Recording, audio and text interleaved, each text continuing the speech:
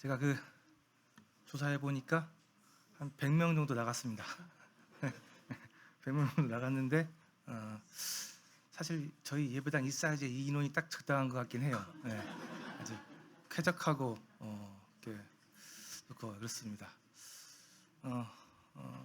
어쨌든 100명 나가는데 어쨌든 변화가 좀 큰 것 같습니다.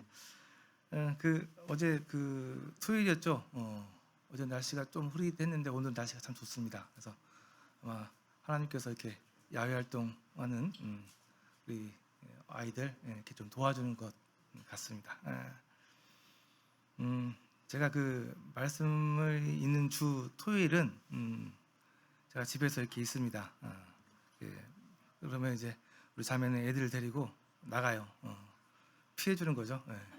피해주는데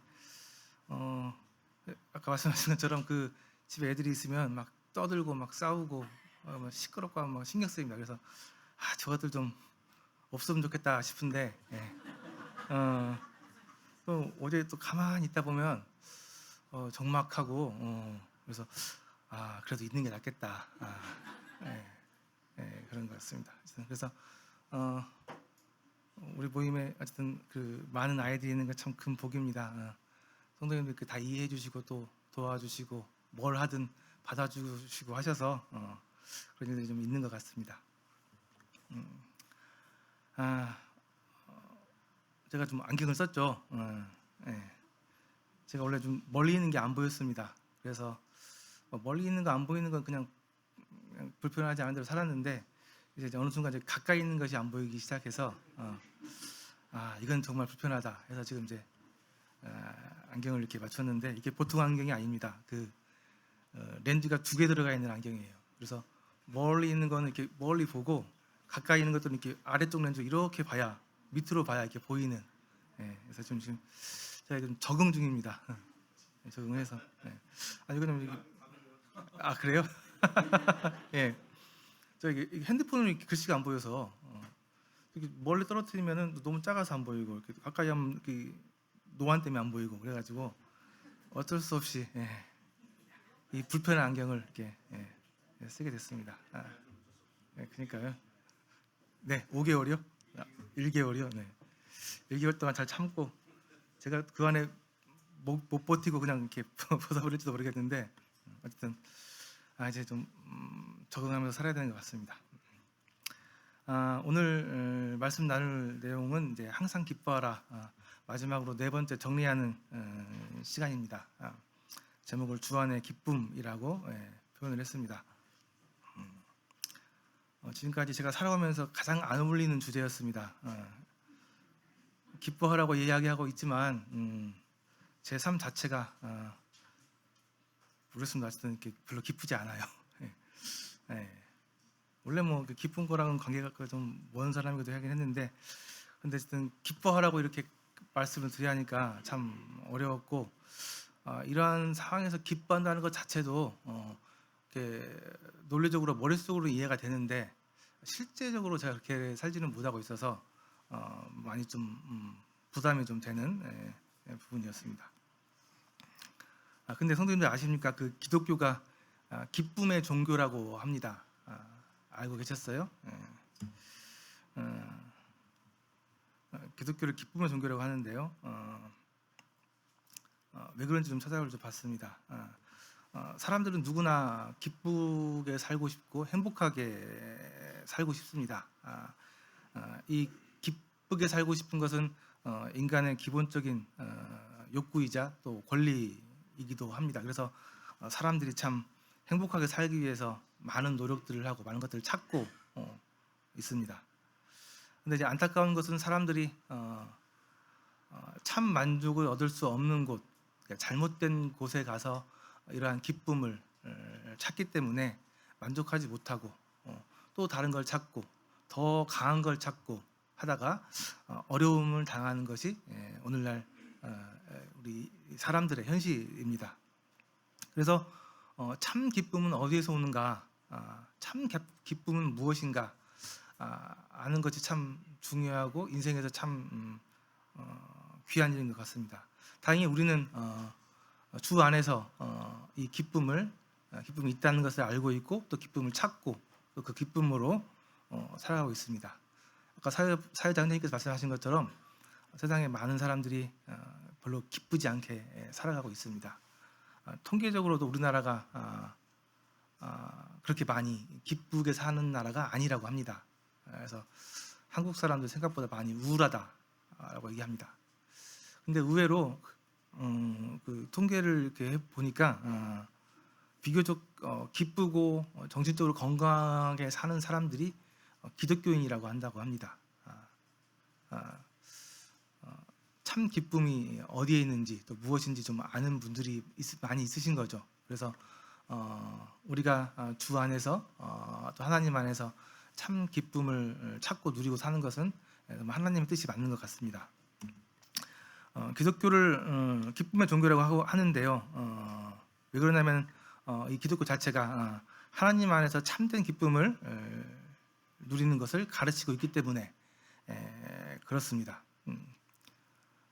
성경 전체 내용을 보더라도 기뻐하라는 명령이 많이 나오죠. 그래서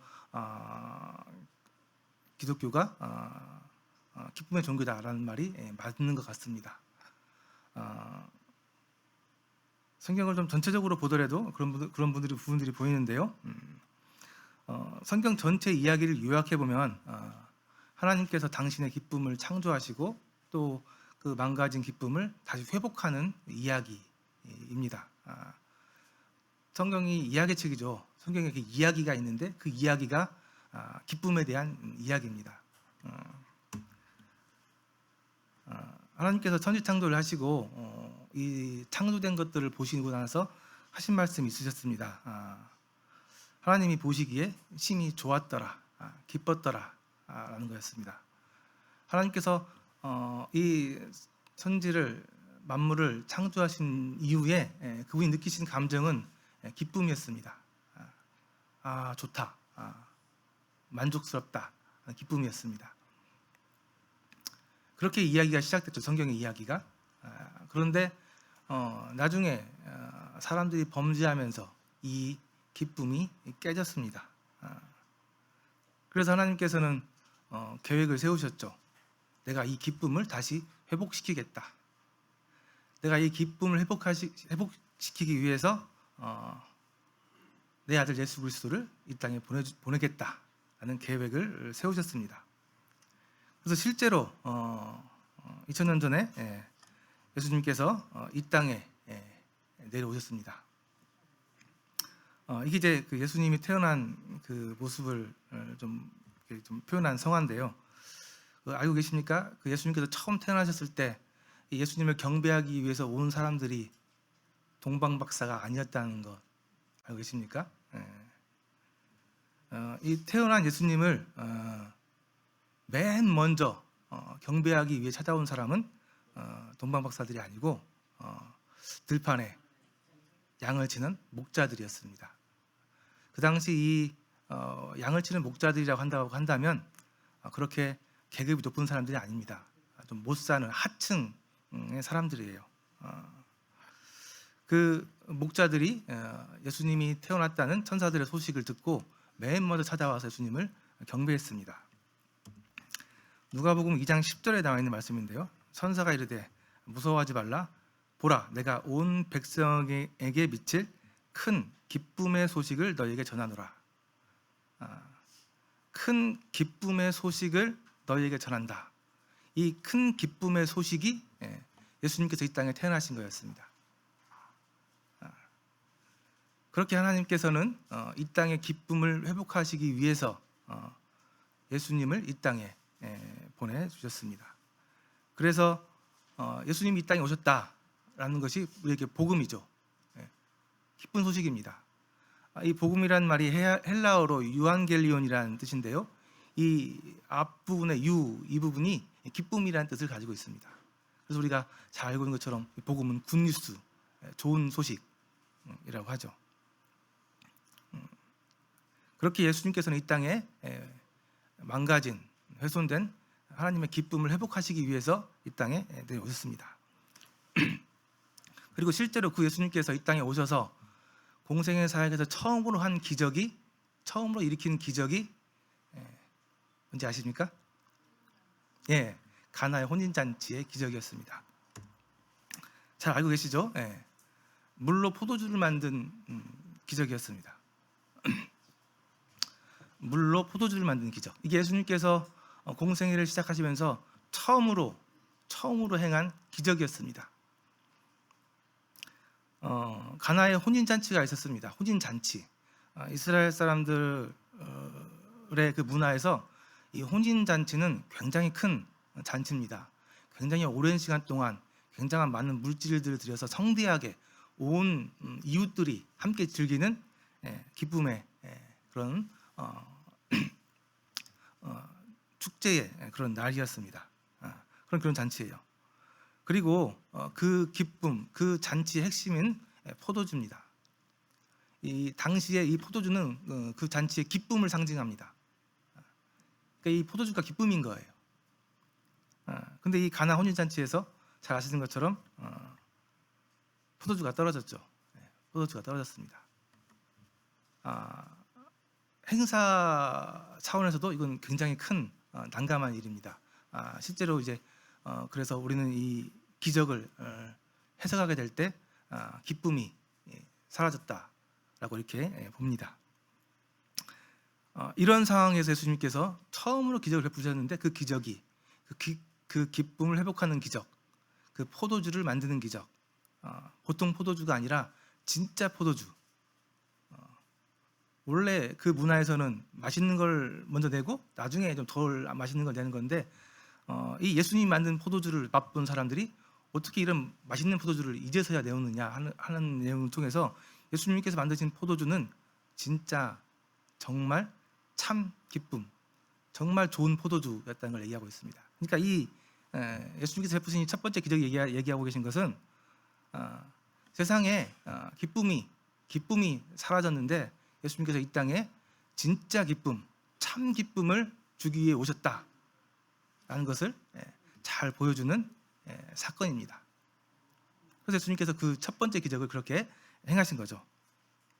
이 첫 번째 기적은 그분이 나중에 십자가에 돌아가시면서 사망 권세 아래 있는 모든 사람들을 해방하는 실제로 정말로 참 기쁨을 회복하는 그 기적을 일으키겠다는 것을 예증적으로 이렇게 예표적으로 보여준 사건이었고요. 실제로 예수님께서는 나중에 이제 십자가에서 그 일을 행하시면서 모든 인류를 죄의 권세에서 해방시키시면서 온 인류의 참 기쁨을 회복해 주셨습니다.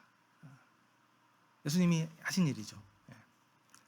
그래서 성경의 전체 이야기는 하나님께서 기쁨을 회복하는 그 이야기입니다.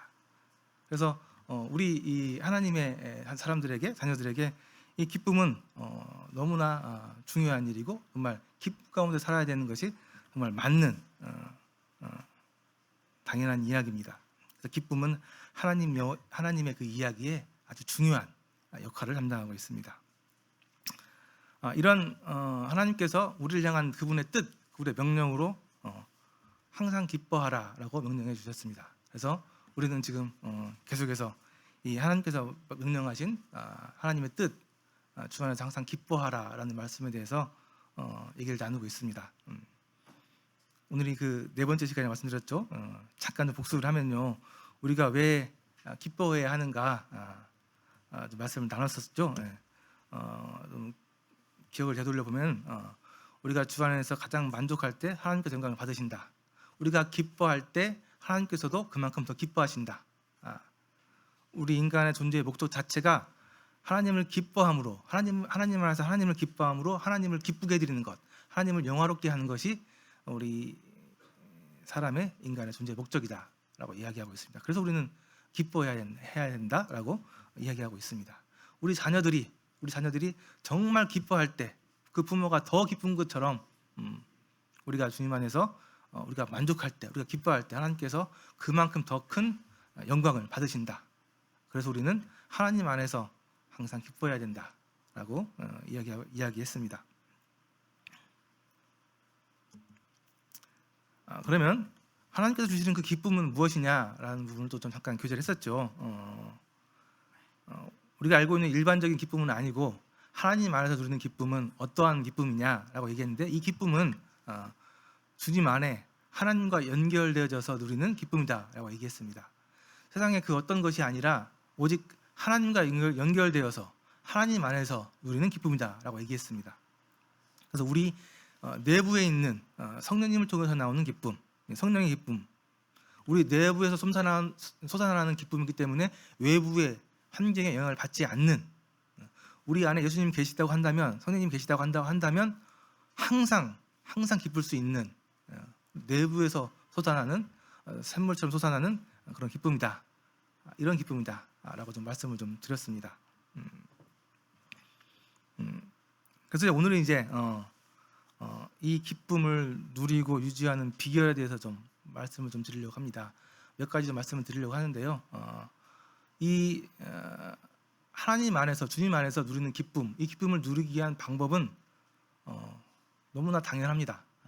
너무 당연해요. 그래서 우리 잘 알고 계시죠? 결국은 기독교 신앙이 다 그런 것 같아요. 결국 이걸로 귀결되는데요. 하나님과의 관계입니다. 하나님과의 관계.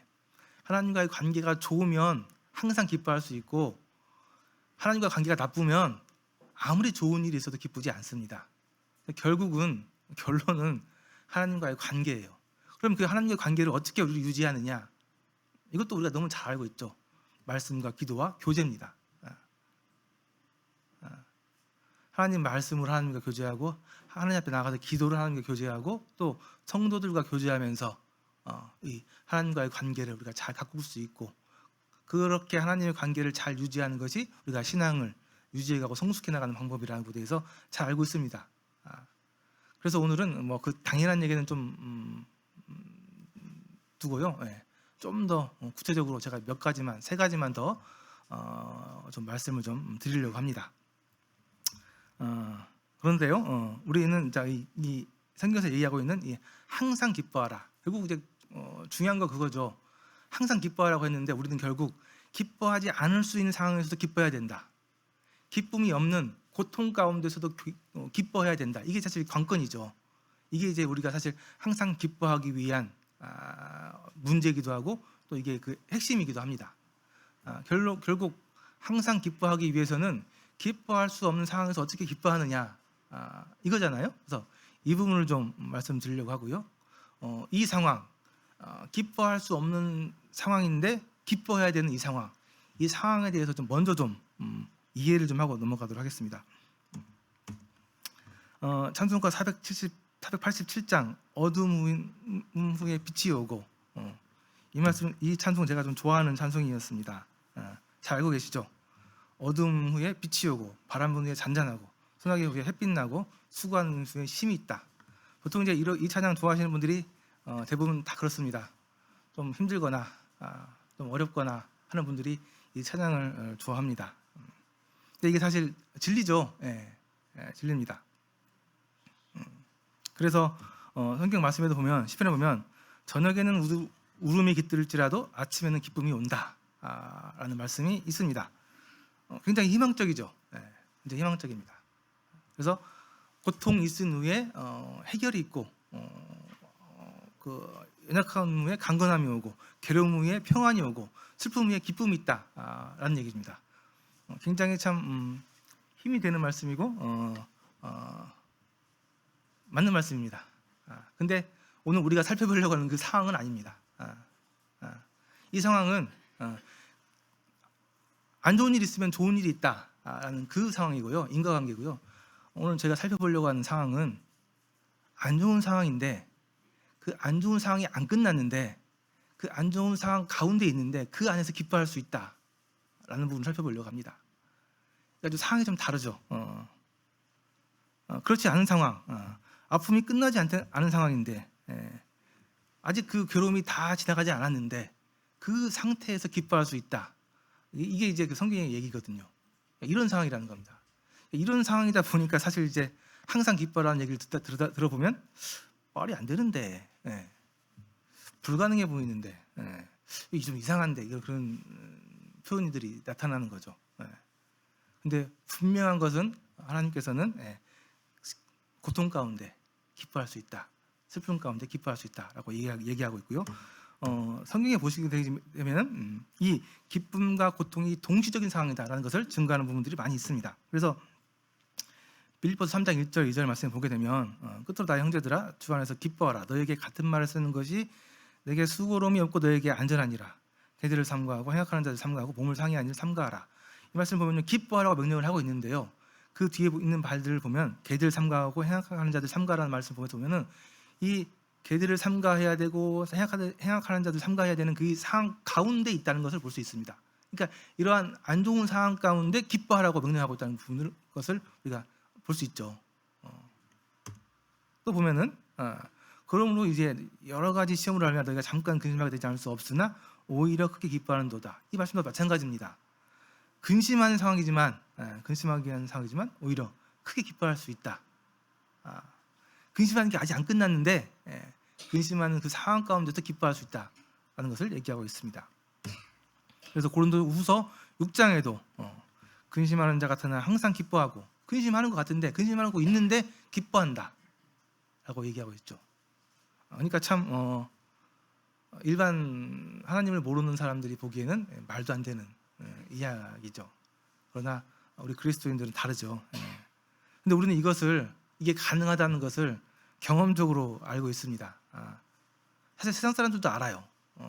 그 운동 중독이라고 들어보셨습니까? 운동 중독. 그 육체를 굉장히 막 혹독하게 이렇게 해야 거기서 기쁨을 느끼는 사람들이 있습니다. 그게 이제 제가 들어보니까 이 육체를 극한 한계까지 이렇게 끌고 가면 그때 그 몸에서 그 아드레날린인가 그게 분비된대요. 그러면서 물론 쾌감이 있다고 합니다. 사실 이게 운동 중독이라고 하는데요.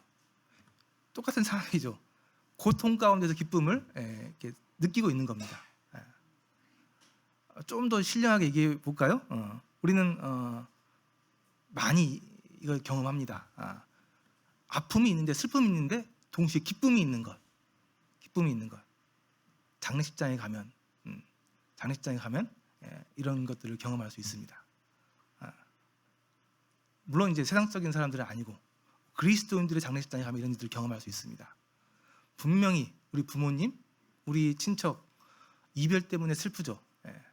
당분간 보지 못하는 것 때문에 괴롭습니다. 아프죠. 근데 이분이 우리 친척, 우리 부모님이 그 좋은 하늘나라에 있다는 그 사실로 이게 슬픈데 기쁨이 있어요. 이게 이제 그 우리가 많이 경험할 수 있는 고통 가운데, 슬픔 가운데 기쁨, 평안입니다. 그 외에도 많이 있습니다. 우리 그리스도인들은 이런 것들을 많이 경험하면서 살아갑니다. 근데 우리는 항상 이렇게 살아야 한다는 것을 얘기하고 있습니다. 그래서 우리 그리스도인들에게는 주 안에 있는 자들에게는 슬픔이나 이런 고통이 이런 아픔이 가득한 경우에서도 이 성도의 기쁨을 상쇄하거나 소멸시키지 않는다, 못한다라고 이야기하고 있습니다. 그래서 하나님께서 우리에게 항상 기뻐하라고 말씀하고 계시죠. 그럼 다시 본론으로 돌아와서요. 어떻게 그러면 항상 이렇게 기뻐할 수 있느냐? 주 안에서 고통 가운데 기뻐할 수 있는 방법은 무엇이냐? 비결은 무엇이냐? 아까 말씀드린 것처럼 하나님과의 관계인데요. 그건 좀 두고 제가 세 가지만 더 말씀을 좀 드리도록 하겠습니다. 첫 번째는 주 안에입니다. 주 안에. 주 안에 주님의 주권의 탁월함을 얘기를 하고 있는데요. 이 말은 무슨 말이냐면 우리가 언제나 어디에 있든 항상 우리가 주님 안에 있다는 것. 우리가 언제 어디에서 어떤 상황에 있든 간에 우리는 항상 주님 안에 있다는 것. 그 사실을 기억하는 것. 그 사실을 잊지 않는 것. 이게 우리가 주 안에 있다는 사실이죠. 그래서 우리의 모든 사건, 우리의 모든 상황을 주님께서 당신의 주권을 가지고 그분의 주권적인 능력으로 이 상황을, 이 사건을 통제하고 있다는 사실을 기억하는 것. 이것을 기억할 때 우리가 항상 기뻐할 수 있는 비결이라는 겁니다. 빌립보서 1장 6절 말씀에 보게 되면 너희 안에 착한 일을 시작하신 이가 그리스도 예수의 날까지 이루실 줄 우리가 확신하노라. 하나님께서 우리 안에 착한 일을 시작하셨습니다. 근데 이 착한 일을 시작하신 하나님께서 착한 일을 시작하시고 내버려두는 게 아니라는 겁니다. 이 일을 완전히 이루실 그때까지 우리 함께 하시고 그 일을 완성할 것이라고 확신한다라고 이야기하고 있습니다. 우리가 함께 하시는 그 하나님의 주권이 끝까지 함께 한다라는 말씀이죠. 이 빌립보서 말씀 자체가 기쁨에 대한 이야기입니다. 사도 바울의 기쁨에 대한 이야기예요. 그 기쁨에 대한 이야기를 하면서 예수님의 주권이, 하나님의 그 보호하심이 우리와 끝까지 함께한다라고 얘기하고 있는 것이 빌립보서 1장 6절의 말씀이고요. 1장 29절 말씀에 보게 되면 그리스도를 위하여 너에게 은혜를 주신 것은 다만 그를 믿을 뿐만 아니라 또한 그를 위하여 고난도 받게 하려 함이라 라고 이야기하고 있는데요. 이건 무슨 말씀이냐면은 우리에게 기쁨을 주신 하나님께서 우리에게 고난도 주신다. 기쁨과 고난을 동시에 주시면서 하나님께서 통제하고 계신다. 그러니까 우리에게 주신 그 기쁨도 하나님께서 주신 것이다 라는 겁니다. 기쁨과 고통을 동시에 주시고 그것을 동시에 다 통제하시고 있다라는 겁니다. 하나 더 보실까요? 그는 만물을 자기에게 복종하게 하실 수 있는 자의 역사로 우리의 낮은 몸을 자기 영광의 몸의 형체와 같이 변하게 하시리라. 그는 만물을 자기에게 복종하게 하실 수 있다. 우리가 겪고 있는 이 현실 상황에서의 그 고통, 어려움, 이 모든 만물을 하나님께서, 주님께서 자기에게 복종시킬 수 있다, 컨트롤할 수 있다라는 이야기입니다. 이 모든 만물을 컨트롤할 수 있는 그분이 우리의 삶을 주관하고 계시고 우리를 보호하고 계신다는 이 사실을 잊지 않을 때, 기억할 때, 그 주님을 바라보게 될 때 이러한 고통이나 어려움을 이길 수 있는 힘이 생긴다는 부분입니다. 이것을 좀 잘 보여주는 예시가 갈릴리 바다에서 폭풍을 만난 제자들의 모습입니다. 예수님의 제자들이 갈릴리 바다에서 2번 빠져 죽을 뻔했습니다. 폭풍을 2번 만났어요. 한 번은 거라사에 있는 광야를 전도하러 가기 위해서 바다 건너가시다가 폭풍을 만났죠. 그때 한번 빠져 죽을 뻔했습니다. 또 한 번은 뭐냐면은 오병이어 기적을 마치고 이제 다시 가버나움으로 돌아갈 때 예수님께서 너희들 먼저 가. 나는 먼저 기도하고 따라갈게 했던 적이 있습니다. 그때 한 번 또 빠져 죽을 뻔했어요. 근데 그 두 사건 다 내가 너희와 함께하고 있다, 내가 너희를 보고 있다라는 것을 알려주기 위한 사건이었습니다. 근데 좀 차이가 좀 있죠. 첫 번째 거라사로 가던 그때 생긴 그 폭풍 가운데서는 예수님께서 그 배에 같이 있었습니다. 같이 계셨어요. 그러니까 그때 제자들이 좀 놀란 것은 예수님이 없는 게 문제가 된 게 아니라 계시는데 아무것도 안 하고 있는 것이 문제가 됐던 거죠.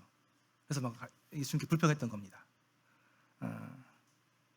근데 이 두 번째 사건, 그러니까 오병이어 사건을 끝마치고 가버나움으로 돌아가면서 만난 폭풍, 이 사건에서는 예수님이 안 계셨습니다.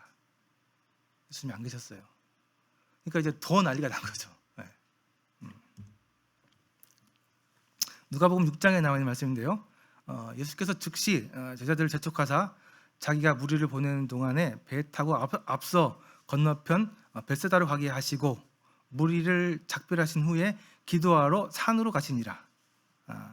예수님께서 제자들을 같이 가지 않고 먼저 보내셨습니다. 그리고 예수님께서는 기도하러 산에 가셨어요. 뭔가 이유가 있었겠죠. 날이 저물매 배는 바닷 가운데 있었고 예수께서 홀로 무태에 계시다가 바람이 거스름으로 제자들이 힘겹게 노젓는 것을 보시고 밤 사경쯤에 바다 위로 걸어서 그들에게 오사 지나가려고 하시며 제자들이 그가 바다 위로 걸어오심을 보고 유령인가 하여 소리 지르니 그들이 다 예수를 보고 놀람이라. 예수께서 곧 그들에게 말씀하시며 이르되 안심하라 내니 두려워하지 말라 하시고 그 위에 무슨 일이 있었죠? 네, 그 이후에 근데 놀라운 사건이 하나 더 있었습니다.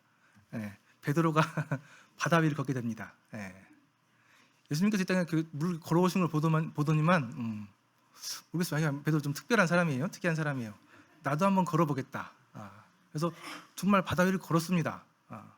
바다 위를 건 최초의 하나님이 아닌 인간인 것 같아요. 근데 그 베드로가 결국은 하나님 예수님 보고 따라가다가 그 파도를 보고 물에 빠졌죠. 네, 빠졌습니다. 제가 얼마 전에 유튜브 이거 좀 검색하다가 그 킹 오브 킹스인가 왕들의 왕이라는 그 예수님의 생애를 다룬 그 애니메이션이 좀 우리나라에서 만들었습니다. 그래서 이걸 미국에서 개봉했는데 아주 지금 막 완전히 대흥행입니다. 그래서 아마 6월 초인가 우리나라 다시 개봉한다고 해요. 근데 이 영화를 보고 온 사람들이 다 눈물을 흘리고 예수님을 이렇게 만나고 왔다라는 가정들을 많이 합니다. 그래서 살짝 좀 기대가 됩니다. 그래서 혹시 뭐 광고는 아닌데 혹시 다음 달에 시간 되시면 이 킹 오브 킹스라는 영화가 있습니다. 이 영화 한번 보시면 좋을 것 같습니다. 여기에 이제 이 베드로가 물에 빠지는 이게 이 사건이 나오는데 아주 실감나게 영화가 이렇게 되어 있습니다. 그런데 어쨌든 이 제자들이 배를 저어가면서 폭풍우가 일어났는데 정말 두려웠죠. 정말 무서웠습니다. 이제 죽을 것 같은데 예수님이 안 보이는 거예요. 예수님이 안 보이는 거예요. 근데 말씀해 보면 뭡니까? 예수님께서는 멀리서 제자들이 힘겹게 노젓는 것을 보고 계셨다라는 겁니다.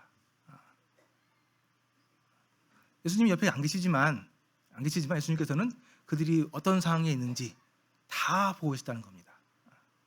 우리는 이 사실을 잊고 살아갈 때가 많습니다. 예수님은 항상 우리를 보고 계신다는 이것. 예수님 우리를 항상 보고 계시는데 우리는 너무 쉽게 예수님을 잊어버리는, 인식하지 못하는 그런 삶을 살아가고 있습니다. 베드로가 그런 것처럼 불신, 예수님을 믿지 못하고 바라보지 못하고 파도를 바라봤을 때 물에 빠지는, 그 어려움 가운데 빠지는 그런 모습. 또 결국 그 이후에 베드로를 건져서 예수님께서 배에 타시고 결국은 항해가 무사히 마칠 때까지 잘 간 것으로 얘기가 끝나죠. 그래서 예수님께서는 항해가 끝날 때까지 우리와 함께 하신다는 이 사실, 이 중요하지만 쉽게 잊어버릴 수 있는 사실을 제자들에게 두 번이나 이 죽을 고비를 통해서 말씀해 주셨습니다.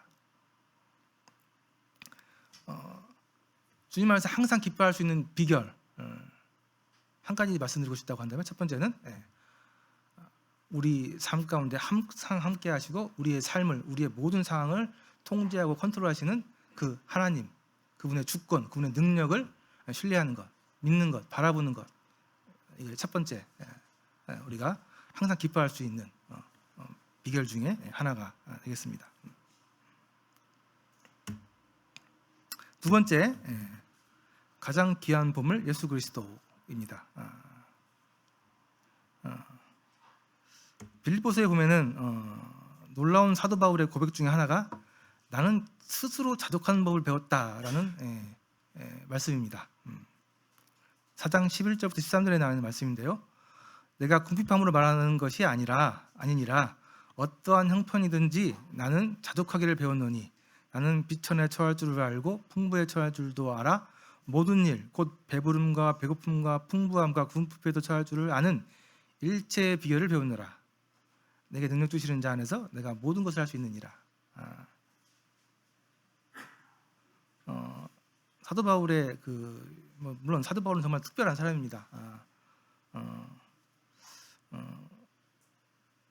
어떤 형편에서든지 어떠한 상황에서든지 자족하기를 배웠다라는 겁니다.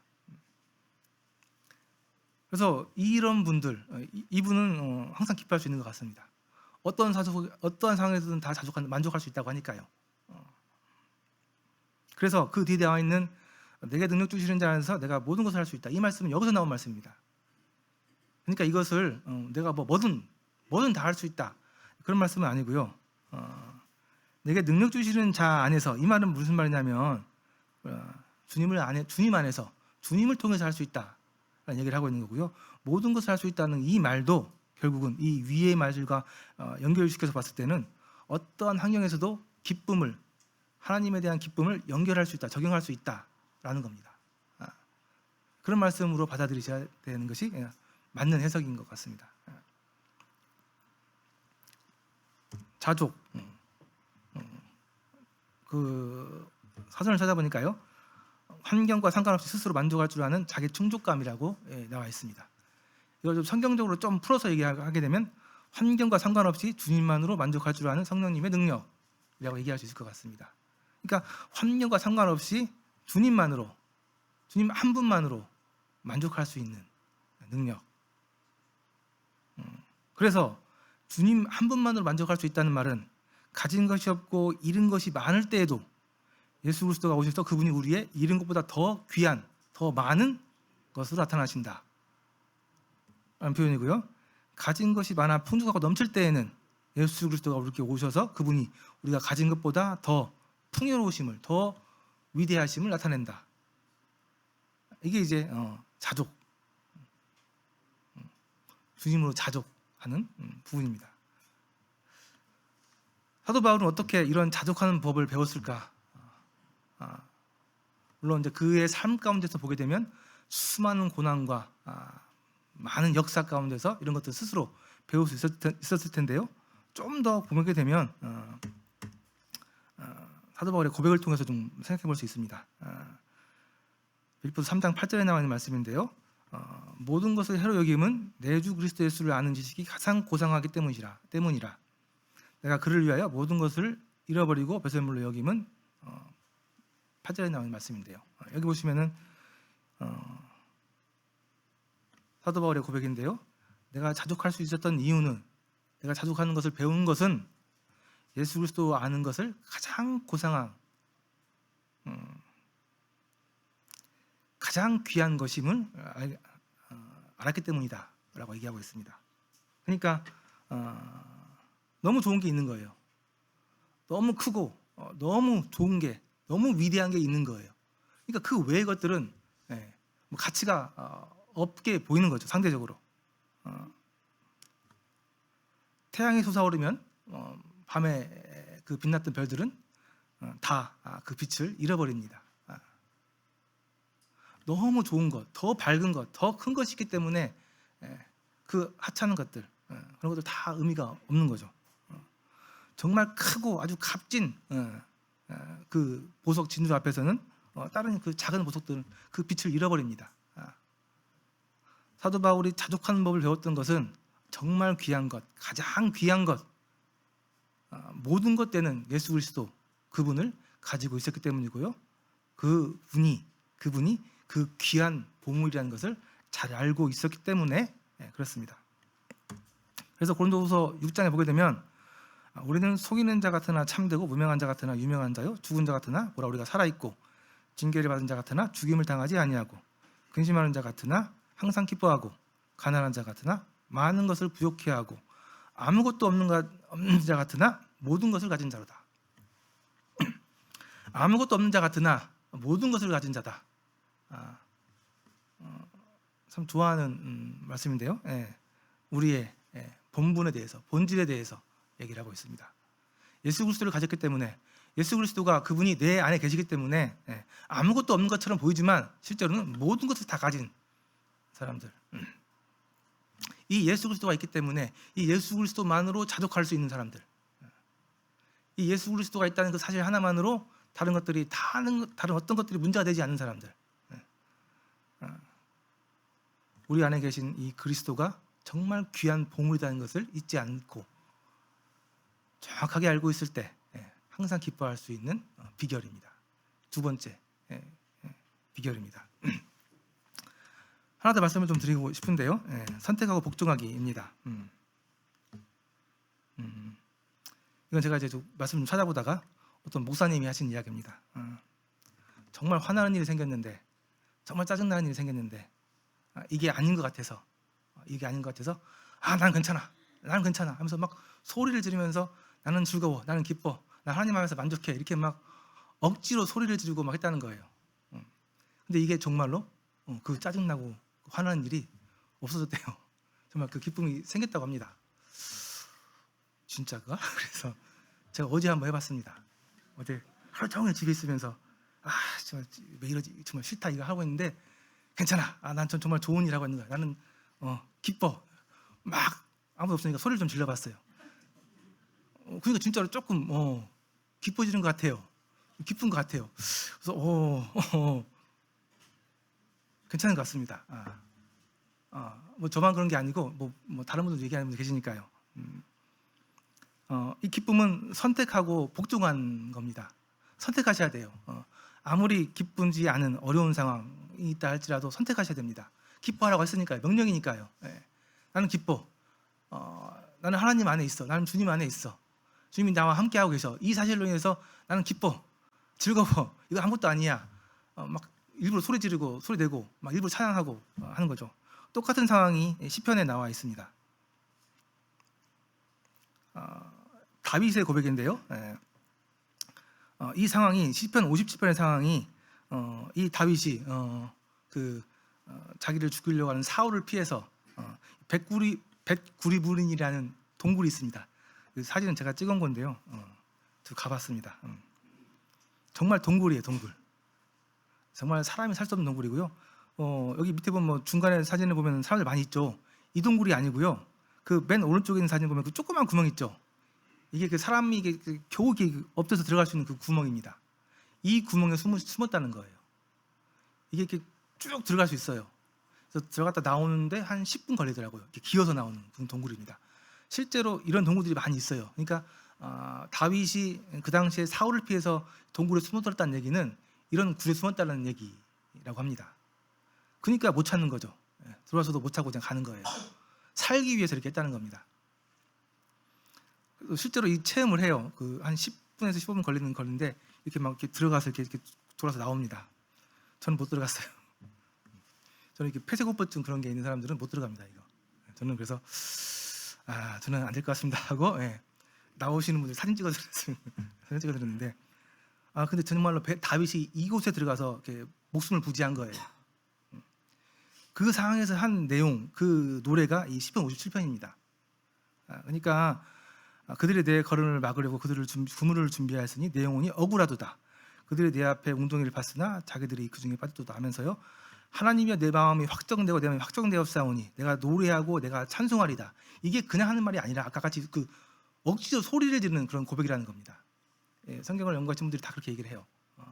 이게 정말 기뻐서 그런 게 아니고 이 환경을 이겨내기 위해서 일부러 억지로 저는 확정되었습니다. 뭐 이렇게 찬양을 하고 저는 이렇게 하나님을 찬양하는 노래를 일부러 했다는 거예요.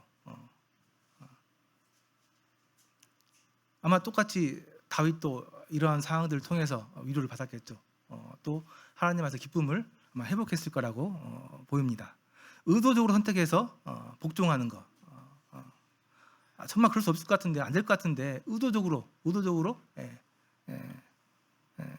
또 습관적으로 계속해서 하나님의 말씀을 선택하고 하나님의 명령을 선택하고 거기에 복종하는 것. 이것이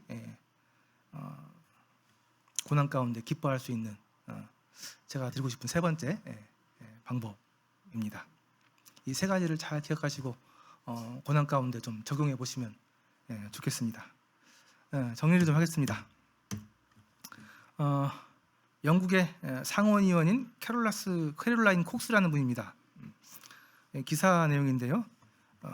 캐롤라인 콕스는 핍박당하고 있는 성도들을 위해서 10년 동안 수단을 17번이나 방문했다. 그는 그렇게 자주 수단을 방문하는 이유를 묻는 기자들에게 말했다. 핍박받는 교회 현장에 가면 항상 겸손하지 아니하면 안 되는 현상을 봅니다. 나로 하여금 한없이 낮아지게 만드는 일이 있습니다. 그것은 핍박당하는 그들이 누리는 엄청난 영적 자원이었습니다. 다시 말하면 살아 움직이는 믿음이요 기쁨이었습니다. 설명할 수 없는 기쁨이 그들에게 있었습니다. 약이 없어서 병들어 약도 쓰지 못하고 죽어가면서도 먹지 못해 뼈만 남아있으면서도 그들의 가슴에는 기쁨이 있었습니다. 그 기쁨 앞에 나는 한없이 겸손할 수밖에 없었습니다.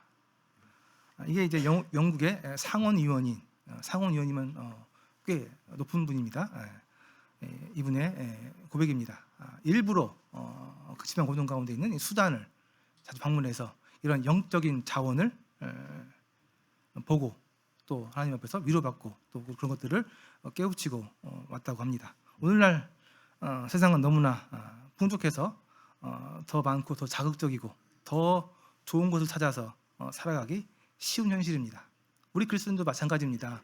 너무나 쉽게 더 좋은 것들, 더 풍족한 것들, 더 자극적인 것들을 찾아서 우리의 기쁨을 회복하려고 하는 경향들이 있습니다.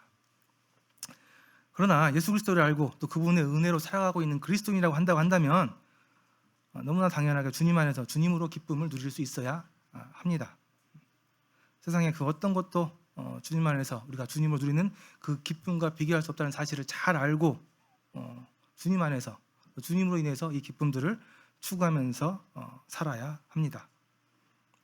항상 기뻐한다라는 말은 환경에 연연하지 않는다, 환경에 영향을 받지 않는 절대적인 기쁨을 소유하고 있다라는 말이고요. 이 말은 고난 중에도 주님과 함께함으로, 주님이 내 삶에 함께함으로 항상 기뻐할 수 있다라는 놀라운 하나님의 원리입니다. 고난 중에도 항상 귀한 주님을 소유한 사실로 기뻐하는 것, 모든 것을 통제하고 컨트롤하시고 선하게 인도하시는 주님의 그 주권을 완전히 신뢰하는 것, 이것이 우리가 항상 기뻐할 수 있는 비결입니다. 마지막으로 이 말씀 보고 마치도록 하겠습니다. 한번 같이 좀 읽을까요? 읽겠습니다. 시작. 주 안에서 항상 기뻐하라. 내가 다시 말하노니 기뻐하라. 너희 관용을 모든 사람에게 알게 하라. 주께서 가까우시니라.